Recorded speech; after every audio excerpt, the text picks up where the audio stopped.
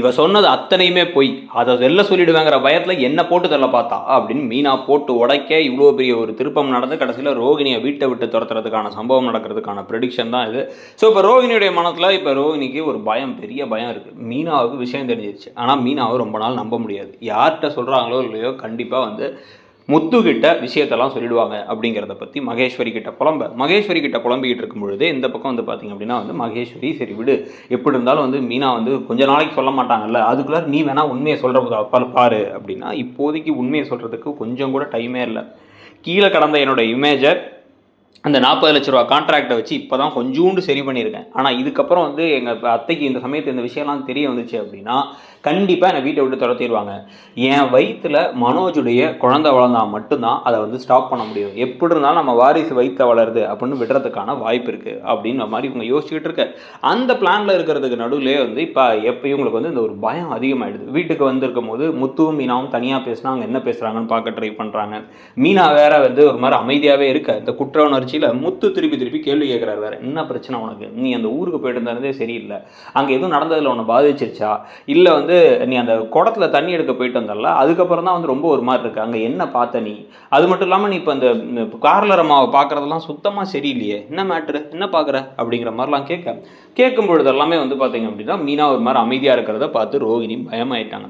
உடனே இவங்க என்ன பண்றாங்க அப்படின்னா வந்து இப்போ இதுக்கு இருக்க ஒரே வழி, இந்த பயத்தோட நம்ம வாழ முடியாது, நம்மளால நிம்மதியா இருக்க முடியாது, சிட்டிக்கிட்ட பேசுவோம் அப்படின்னு சிட்டிக்கிட்ட பேசி, இந்த பாரு என் வாழ்க்கையில் ஒரு பெரிய பிரச்சனை ஆகிப்போச்சு, எல்லாத்துக்கும் காரணம் அந்த மீனா தான், மீனாவுக்கு உண்மை தெரிஞ்சிருச்சு, அதனால் வந்து இப்போ எனக்கு பெரிய பிரச்சனை, உனக்கு அவங்கள எப்படியும் பழி வாங்கணும் தானே, ப்ளஸ் நான் உனக்கு பணமும் ஏற்பாடு பண்ணி தரேன், அந்த மீனாவை நீ போட்டு தள்ளிடு அப்படின்னு சொல்லி ட்ரை பண்ணேன்.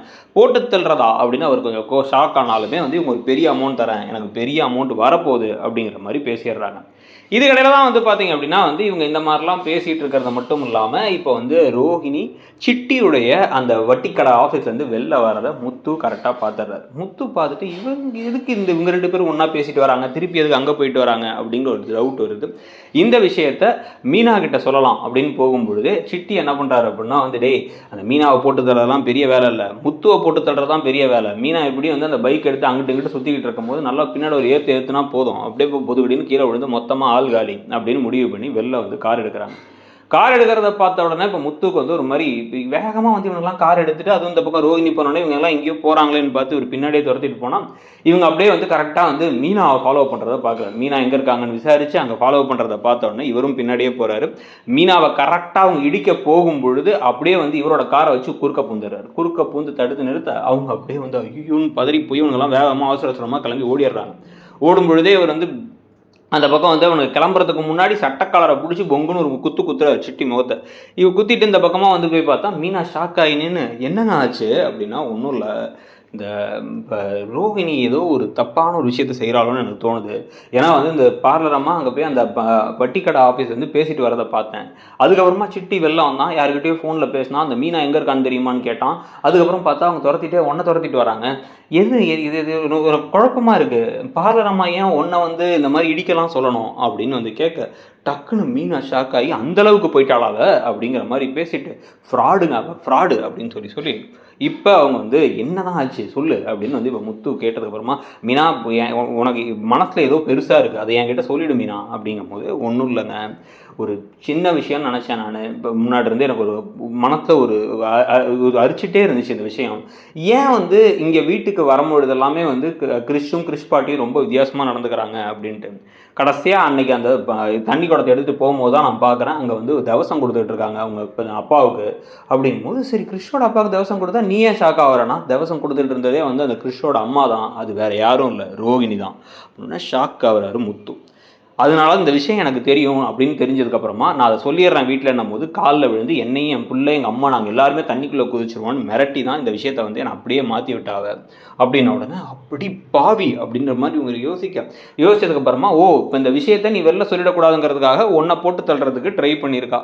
அதனால தான் வந்து இப்போ சிட்டி மூலமாக இப்படி ஒரு விஷயத்தை செஞ்சுருக்கு. இதெல்லாம் சும்மா விடக்கூடாது மீனா, இப்படியே விட்ட அப்படின்னா அது எந்த அளவுக்கு ஒரு எக்ஸ்டென்ட்டுக்கு வேணாலும் போகும், வீட்டில் நம்ம இருக்கிற வீட்டில் நம்ம குடிக்கிறதுல எதை கலந்தாலும் நமக்கு தெரியாது அப்படின்ட்டு வேகமாக கிளம்பி முத்துவும் மீனா வீட்டுக்கு வர இப்போ அப்படியே வந்து மீனா எப்படியும் காலி ஆகிடுவாங்கங்கிற நம்பிக்கையோடு இவங்க உட்காந்துருக்கும் பொழுது மீனா முதல்ல முத்து உள்ளே வராரு. உள்ளார வந்துட்டு மீனா இருக்காங்களா அப்படின்னு வந்து ரோஹினிகிட்ட கேட்க, மீனா வந்தாளா அப்படின்னா, எனக்கு தெரியலையே முத்து அப்படிங்கும் போது, எப்படி தெரியும், போட்டு தள்ளுறதுக்கு ஆள் வச்சு அனுப்பிட்டு அதுக்கப்புறமா வந்து தெரியலேங்கிறது அப்படின்ட்டு மீனா அப்படிங்கும்போது மீனா திருப்பி கதவுலேருந்து கோவமாக உள்ளே வராங்க. இதெல்லாம் விஜயா ஒன்றும் புரியல, என்னடா உளறிக்கிட்டு இருக்க அப்படிங்கிற மாதிரி கேட்க, டேய் என்னடா பேசுகிற அப்படின்னு மனோஜ் பேச, டேய் அப்படின்னு இந்த பக்கம் வந்து அண்ணாமலை கேட்கும் பொழுதே வந்து அதான்ப்பா உண்மை, மீனாவை போட்டு தள்ளுறதுக்கு ஆள் அனுப்பியிருக்காப்பாவ அப்படின்னு ஷாக் ஆகுறாங்க எல்லாரும். என்னது மீனாவை போட்டு தள்ளுறதுக்கா அப்படின்னோடனே, எதுக்கு அப்படின்னா மீனாவை இந்த ரோகிணியை பற்றி ஒரு பெரிய உண்மை மீனாவுக்கு தெரிஞ்சிருச்சு, அதனால இப்படி ஒரு ஆள் அனுப்பி மீனாவே காலி பண்ணலான்னு பார்க்குறா அப்படின்னோடனே, என்ன சினிமா பார்த்து வந்திருக்காடா, என்னடா உளறிக்கிட்டு இருக்க அப்படின்னா, இல்லை இந்த ரோகிணிட்டே கேளுங்களேன், கல்யாணிட்டே கேளுங்களேன். என்ன கல்யாணியா யாருன்னு எல்லாரும் முழிக்க அப்படியே திருன்னு இப்போ ரோகிணி முழிச்சு எந்திரிக்கும் பொழுது, இப்போ நானே தெளிவாக சொல்கிறேன், அன்னைக்கு நான் அந்த குடம் எடுக்க போய் தண்ணி குடம் எடுக்க போய் ரொம்ப நேரம் ஆயிடுச்சுன்னு சொன்னீங்களே அப்படின்னா, ஆமாம் அவ்வளோ நேரம் ஆச்சு, பூஜைக்கு எல்லாரும் வெயிட் பண்ணிக்கிட்டு இருந்தாங்க, நீ ஏதோ ஒரு சும்மா தண்ணியை போய் குளத்துல வந்து எடுத்துறதுக்கு அவ்வளோ நேரமா அப்படின்னு கேட்க, அந்த சமயத்தை நாங்கள் பார்த்த காரியம் அப்படி தேவசம் பண்ணிக்கிட்டு இருந்தாங்க இந்த ரோஹிணி தான் அவங்க அப்பாவுக்கு அப்படின்னா, அவங்க அப்பாவுக்கு தேவசமா சொல்லவே இல்லை அப்படின்னா, அது யார் கூட தெரியுமா, கிறிஷ் பாட்டி கிறிஷ் கூட அவங்க கூட இவன் ஏன் வந்து தேவசம் பண்ணிக்கிட்டு இருக்கா அப்படின்னா, ஏன்னா அப்புறம் வந்து தாம் பிள்ளையோட சேர்ந்தானே இந்த தேவசத்தை பண்ண முடியும் அப்படின்னா, தாம் பிள்ளையா அப்படின்னா, கிறிஷுடைய அம்மா வேற யாரும் இல்லை, இந்த ரோகிணி தான். எத்தனை நாள் அந்த கிறிஷை திட்டிருப்பீங்க, என்ன பிறப்போ அப்படி இப்படின்ட்டு. இந்த மனோஜ் வந்து என்ன அவன் நம்ம வீட்டு பையனா அப்படின்னு கேட்டிருப்பாரு. நம்ம வீட்டு பையன் இல்லை, உங்கள் வீட்டு பையன், உங்கள் பையன் தான் அது அப்படிங்கிற மாதிரி இப்போ மீனா சொன்ன உடனே ஷாக்கா, என்ன உளறிக்கிட்டு இருக்க அப்படின்னா, கிறிஷுடைய அம்மா கல்யாணி வேறு யாரும் இல்லை, அது ரோகிணி தான், அதை நான் பார்த்துட்டேன், அது எனக்கு தெரியும் அப்படிங்கிறனால என் காலில் விழுந்து கெஞ்சி அதை சொல்லாதீங்கன்னு சொல்லிட்டு என்ன ஆள் வச்சு காலி பண்ண பார்த்துருக்காங்க. என்னை இன்றைக்கி வந்து சிட்டி வந்து இப்போ அடித்து தூக்கியிருந்தா இந்நேரம் நான் வந்து ஹாஸ்பிட்டலில் தான் கடந்திருக்கணும், இல்லை செத்தே போயிருந்தாலும் இன்னும் ஆச்சரியப்படுறதுக்கு ஒன்றும் இல்லை, அவன் அவ்வளோ வேகமாக வந்துட்டு இருந்தான், ஏதோ என் புருஷன் உள்ளார வந்து காப்பாற்றினார். இதெல்லாம் காரணம் இந்த ரோகிணி தான். இதை கல்யாணின்னு சொல்லவா ரோஹிணின்னு சொல்லவான்னு தெரில, ஆனால் இதுதான் அவள் சுயரூபம். இதனால் இந்த விஷயத்தால் தான் வந்து அந்த கிறிஷ் பாட்டி அன்றைக்கி எல்லாரும் முன்னாடி கோபமாக நடந்துக்கிட்டது, கிறிஸ்டியக்களை விட்டு விலகி போகணும்னு சொல்லி ட்ரை பண்ணது, எல்லாத்துக்கும் காரணம் என்ன அப்படின்னா இந்த ரோகிணியை காப்பாற்றுறதுக்கு தான்.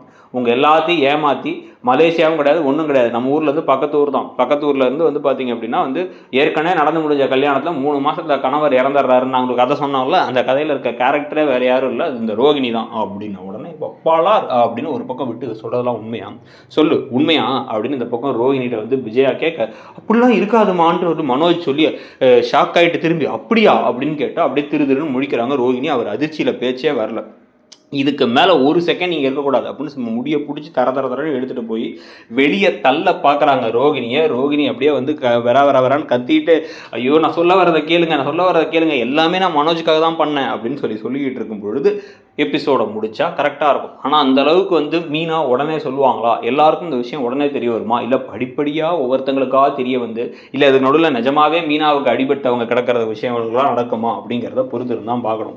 உங்களை பொறுத்த வரைக்கும் மீனாவுக்கு மட்டும் இந்த விஷயம் தெரிஞ்சிருக்கிறத பற்றி உங்களுடைய கருத்து என்ன? சரி அந்த விஷயம் தான் நடக்கல, அட்லீஸ்ட் வந்து அந்த கான்ட்ராக்டையாச்சும் கிழிச்சு போட்டு உங்களுக்கு அந்த வர வேண்டிய 40 லட்சம் வராமல் இருந்தாலும் நல்லா இருக்கும்னு நினச்சிங்கன்னா அதுக்கான ப்ரெடிக்ஷனும் இருக்குது. நம்மளுடைய மற்ற ப்ரெடிக்ஷன்ஸையும் பாருங்கள்.